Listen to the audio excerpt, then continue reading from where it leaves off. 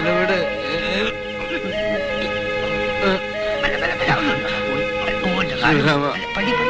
എനിക്ക് ഒന്നുമില്ല.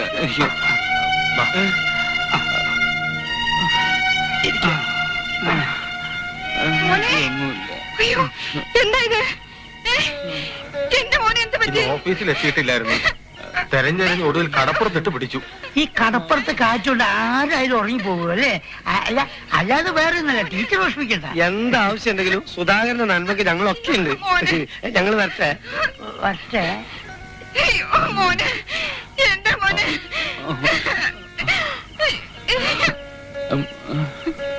തൃപ്തിയായില്ലേ നിങ്ങൾക്ക്? നിങ്ങളുടെ ഒടുക്കത്തെ ഒരു ജോത്സ്യം കാരണം മൂട്ടിലെ പൊടിയും തട്ടി അവളങ്ങ് പോയി. ഇവിടെ ചത്ത പോലെ കിടക്കുന്ന എന്റെ മോന. ഇവന്റെ കല്യാണം നടന്നു കാണാൻ ഞാൻ നടത്തിയ സ്വയംവര പുഷ്പാഞ്ജലിക്ക് കയ്യും കണക്കുമില്ല. ഒക്കെ കളഞ്ഞു വിളിച്ചോ നിങ്ങളെ.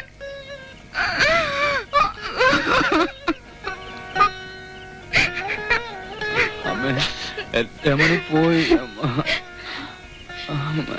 അവളെ നിനക്ക് വിധിച്ചിട്ടില്ല. എന്റെ മോൻ സമാധാനിക്ക്.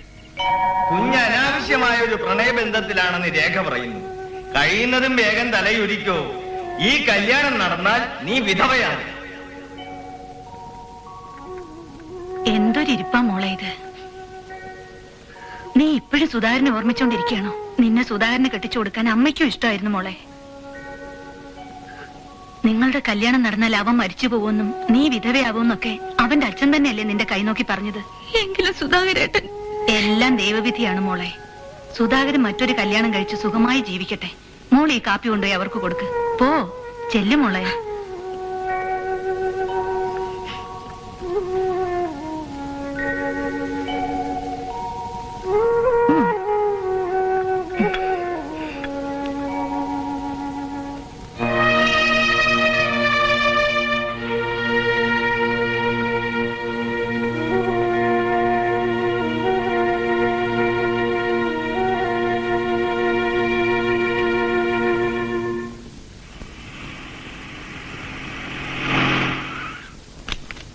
Good morning Malayali. താനെ പെട്ടിട്ട് വെക്കി.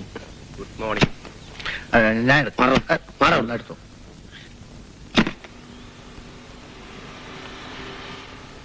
Good morning sir. Good morning. Sudhakaran ഇന്നും വന്നില്ലേ? ഇല്ല മുതലാളി.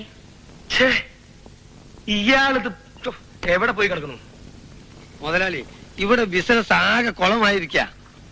ഇപ്പൊ തന്നെ ബാംഗ്ലൂർക്ക് വേണ്ട ബസ് ബോംബെക്കും, ബോംബെക്കും വേണ്ട ബസ് കന്യാകുമാരിക്കാണ് ഓടിക്കൊണ്ടിരിക്കുന്നത്. അതെന്താടോ? ഇത് കാപ്പി ഓടോ. അതെങ്ങനെയാന്ന് വെച്ചാൽ ഇവിടെ റൂട്ട് ചാർട്ട് ചെയ്യാൻ ആളില്ല. അത് തന്നെ ഒടുക്കം ഈ ബസ്സെല്ലാം കൂടെ പാട്ടത്തിന് കൊടുക്കേണ്ടി വരും. മുതലാളി എങ്ങനെങ്കിലും സുധാകരനൊന്ന് വളച്ചു കെട്ടുന്നതായിരിക്കും നല്ലത്.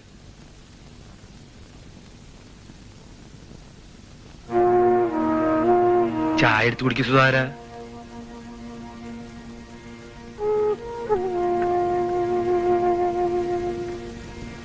താൻ പിറകെ നടന്ന ആ പെണ്ണ് ലോട്ടറി അടിച്ച് ആ കോന്തൻ മന്ദനെയും കിട്ടി നമ്മുടെ ബസ്സിൽ ബാംഗ്ലൂർക്ക് മധുവിധിന് പോയത് നീ അറിഞ്ഞോ സുധാകര? ആ 2 ടിക്കറ്റിന് പകരം അവനെ മണി അടിച്ച് വീഴ്ത്തി അവനെ കൊണ്ട് നീ നമ്മുടെ ഒരു സ്പെഷ്യൽ ബസ് വാടകയ്ക്ക് എടുപ്പിക്കണമായിരുന്നു. അതായിരുന്നു ബുദ്ധി. നിന്നെ ഞാനൊരു ശമ്പളക്കാരനായിട്ടല്ല സുധാകര കാണണേ. അങ്ങനെ കണ്ടിരുന്നെങ്കിൽ നിന്റെ സീറ്റില് ഇതിനകം പുതിയൊരാൾ വന്നെ. ഞാൻ തെറ്റിയതെന്ന് എനിക്കറിയാം. വേണമെന്ന് വെച്ചിട്ടല്ല മുതലാളി. അങ്ങനെയൊക്കെ സംഭവിച്ചു പോയി, അത്ര തന്നെ. നാളെ മുതലേ നേരം വേണം ഓഫീസിൽ വന്നോളാം.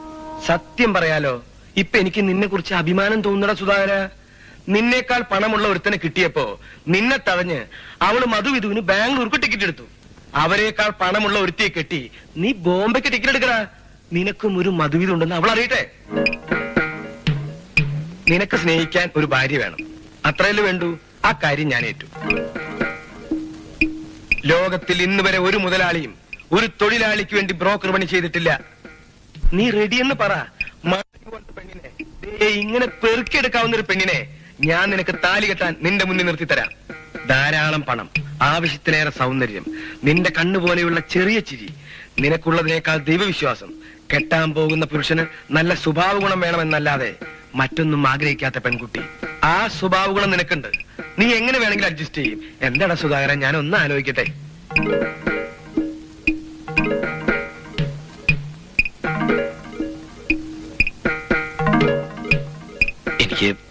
അമ്മയോടൊന്ന് ചോദിക്കണം. അമ്മേ ദേവി രക്ഷിക്കണേ. ടീച്ചറെ, അതാണ് എല്ലാവരുടെയും സ്ഥിതി. രക്ഷിക്കണമെങ്കിൽ ഒടുക്കം ദേവി തന്നെ വരണം.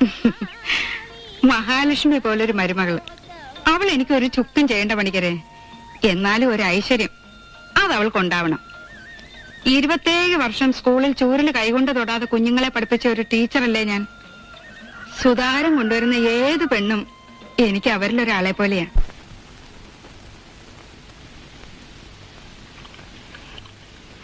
കേട്ടോ പത്മശ്രീ വീരഭദ്രൻ മാഷേ, ധാരാളം സ്വത്തും ആവശ്യത്തിലേറെ പണവും ഉള്ളവരാണ് ഭവാനിയമ്മ. ഭണ്ഡാരപ്പെട്ടി നിറഞ്ഞു കവിഞ്ഞാലും ദേവിക്ക് മനമാറ്റില്ല എന്ന് പറഞ്ഞ പോലെയാണ് അവരുടെ സ്വഭാവം. പണത്തിന്റെ അഹങ്കാരം അശേഷം അവർക്കില്ല. പെൺകുട്ടിയുടെ അച്ഛൻ എവിടെയാ? അതൊരു പ്രശ്ന. അച്ഛൻ സ്ഥലത്തില്ല. സ്ഥലത്തില്ല എന്ന് പറഞ്ഞാല് 11 കൊല്ലം മുമ്പ് അവരച്ഛനും അമ്മയും മോളും കൂടി കാശിയിൽ ഒരു ഉല്ലാസയാത്രയ്ക്ക് പോയി.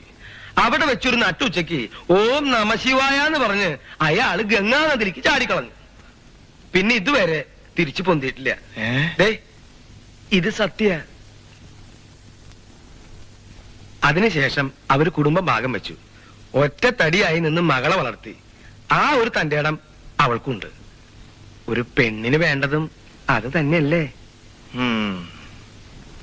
സ്വഭാവം എങ്ങനെ? അത്രയും നല്ല സ്വഭാവ ഗുണമുള്ളൊരു പെണ്ണിനെ ഞാൻ കണ്ടിട്ടില്ല എന്ന് പറഞ്ഞാൽ അത് അതിശയോക്തിയാവും. എന്നാലും സത്യം അതാണ് ടീച്ചറെ, അത്രയും നല്ലൊരു പെണ്ണിനെ ഞാൻ കണ്ടിട്ടില്ല. എന്നാ പിന്നെ ഒന്നും ആലോചിക്കാനില്ല, അങ്ങ് നടത്താം. കാര്യങ്ങളൊക്കെ എനിക്ക് മനസ്സിലായി, സുധാകരന്റെ അവസ്ഥയും മനസ്സിലായി. എന്നാലും ഒരു കാര്യം ചോദിക്കുക, അവര് പണിക്കരുടെ ബന്ധുവും കൂടി ആയ സ്ഥിതിക്ക് എനിക്ക് അവളുടെ കൈയൊന്ന് കാണാൻ സാധിക്കുമോ? എന്തിനാ ഇനി അതും കലക്കാനാ? കലക്കാൻ ആ കൈ കണ്ടിട്ട് വേണ്ടേ? കാണൂല, അവള് കാണിക്കില്ല. സ്വന്തം ഭർത്താവിനെ അല്ലാതെ മറ്റൊരാളെ അവൾ ആ കൈ കാണിക്കില്ല. അതാണ് സത്യം. എന്താ കാരണം? ഹൃദയകുമാരി എന്നല്ലേ പേര്. ശരീരം മുഴുവൻ ഹൃദയം പോലെയാ. ആ ഹൃദയം അവൾ ഒരാണിന്റെ മുമ്പിൽ തുറക്കൂ. എന്റെ ദേവി, മോനെ നീ ഭാഗ്യവാനാടാ. നല്ലൊരു വോളിബോൾ പ്ലെയറാ.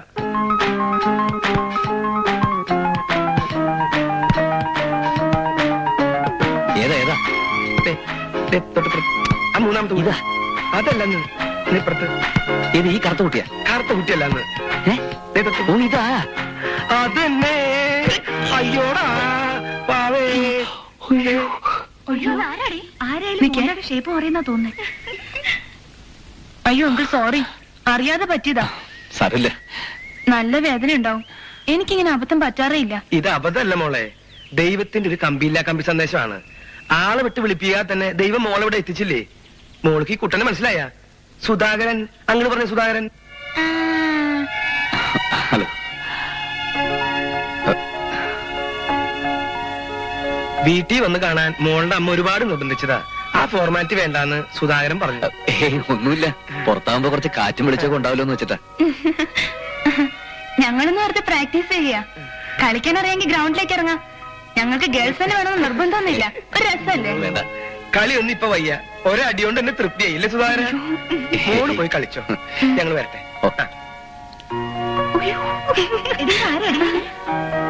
എന്നെ പെണ്ണ് കാണാൻ വന്നതാ. പേര് സുധാകരൻ. അങ്കിളിന്റെ സെലക്ഷനാ.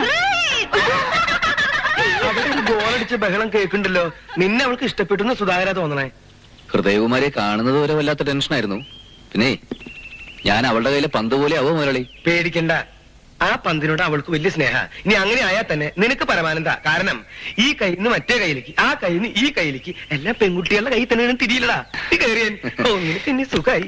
എന്റെ കാര്യം അയ്യോ.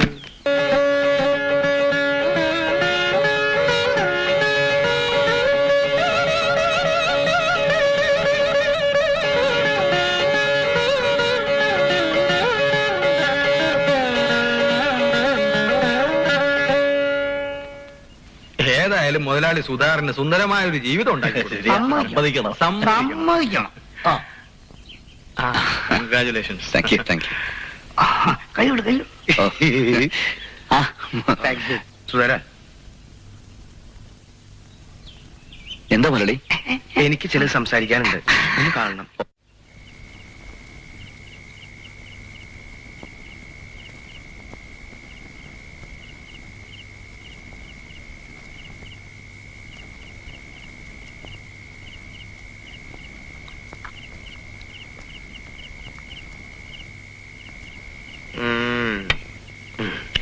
ഇന്ന് നിന്റെ ആദ്യരാത്രിയാണ് അല്ലടാ മോനെ.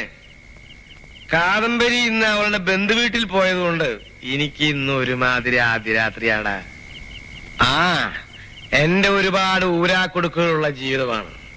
നിനക്കൊരിക്കലും അങ്ങനെ ഒരു ജീവിതം ഉണ്ടാവില്ല. എനിക്കത് ഉറപ്പാ. മുതലാളിക്ക് എന്താ എന്നോട് ഇത്ര സ്നേഹം? കഴിഞ്ഞ 8 വർഷമായിട്ട് നീ എന്റെ കൂടെ ഇല്ലേ? ഈ 8 വർഷവും നീ എന്നെ ചടിച്ചിട്ടില്ല. അത് തന്നെ. നിനക്കറിയോ സുധാകര, ഹൃദയകുമാരിയുടെ അമ്മയെ ചെറുപ്പത്തിൽ ഞാൻ സ്നേഹിച്ചിരുന്നു. നീ പേടിക്കണ്ട, അവളെന്റെ മകളൊന്നുമല്ല. സ്നേഹിക്കാൻ ആർക്കും സ്നേഹിക്കാം, പക്ഷേ ഒന്നിച്ച് ജീവിക്കാൻ കഴിയില്ലല്ലോ. ഭവാനിയെ ഞാൻ സ്നേഹിച്ചിരുന്നു. അവളുടെ മകൾ എനിക്ക് മകൾ തന്നെയാണ്. അവളെ നിനക്ക് തന്നെ പിടിച്ചു തന്നതിന് ഒരു കാരണം കൂടിയുണ്ട്. നീ നല്ലവനാ, നല്ല കരുത്തുള്ളവനാ, എന്തും സഹിക്കും, എങ്ങനെയും സഹിക്കും. എന്നാലും ഒന്നും മനസ്സിലാക്കി വെക്കാൻ വേണ്ടി പറയുകയാണ്. ഈ അമിത സ്നേഹം കൊടുത്തു വളർത്തിയത് കൊണ്ട് ഹൃദയകുമാരി ചില സമയത്ത് അതിര് വിട്ട് കളിക്കാറുണ്ട്. മിക്ക നേരത്തും അവള് നല്ല ബുദ്ധിയുള്ള കുട്ടിയാണ്. ആ സത്യം. എന്നാലും ചില സമയത്ത് അവള് നമ്മളെ പോലെ അല്പസ്വല്പം വട്ട് കളിച്ചെന്ന് വരും. എനിക്ക് തോന്നിയതാവാം, അത് സത്യമാവണമെന്നില്ല. എന്ന് പറഞ്ഞാ അവക്ക് ഒന്നുമില്ല. അവളുടെ അമ്മ കുറച്ച് ഫാസ്റ്റാണ്, അത് മോൾക്കുണ്ടെന്നേ ഉള്ളൂ. അപ്പോ തള്ളയ്ക്കും മൂക്കും വട്ടാണോ? ഒരു ചുക്കുമില്ല. അച്ഛനില്ലാതെ വളർന്ന കുട്ടിയല്ലേ, അല്പം പിടിവാശിയൊക്കെ കാണും. നിന്റെ സ്നേഹത്തിന്റെ മുമ്പിൽ ഒക്കെ ശരിയാവും സുധാര.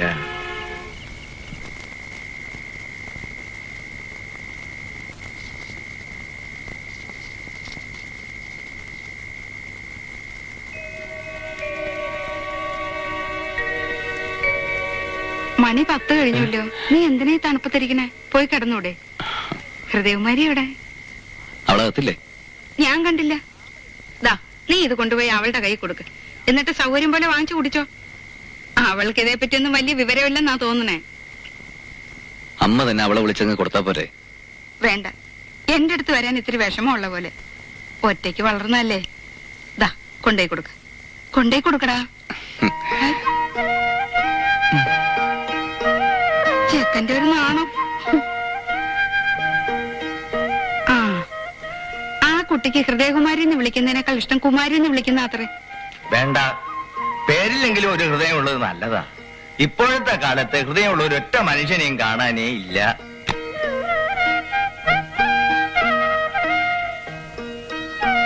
ഹൃദയകുമാരി, ഹൃദയകുമാരി, ഇതെന്താ നീ കട്ടിലിന്റെ അടിയില്? എന്റെ കാതിലെ കമ്മലേ ആരോ നുള്ളി എടുത്തതുപോലെ താഴ്ത്തു വീണു. ഞാനത് തരുകയായിരുന്നു. ദേ കിട്ടി.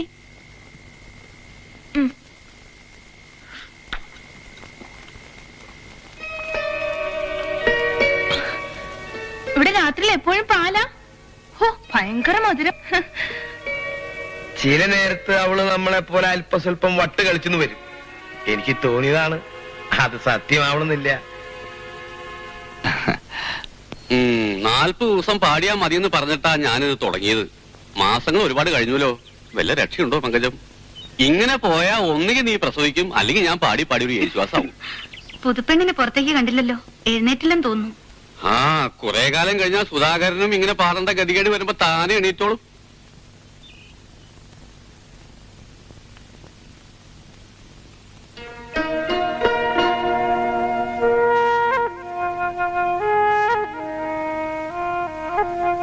എന്താ ചിന്നമ്മാളൂ നീ കാണിക്കുന്നത്?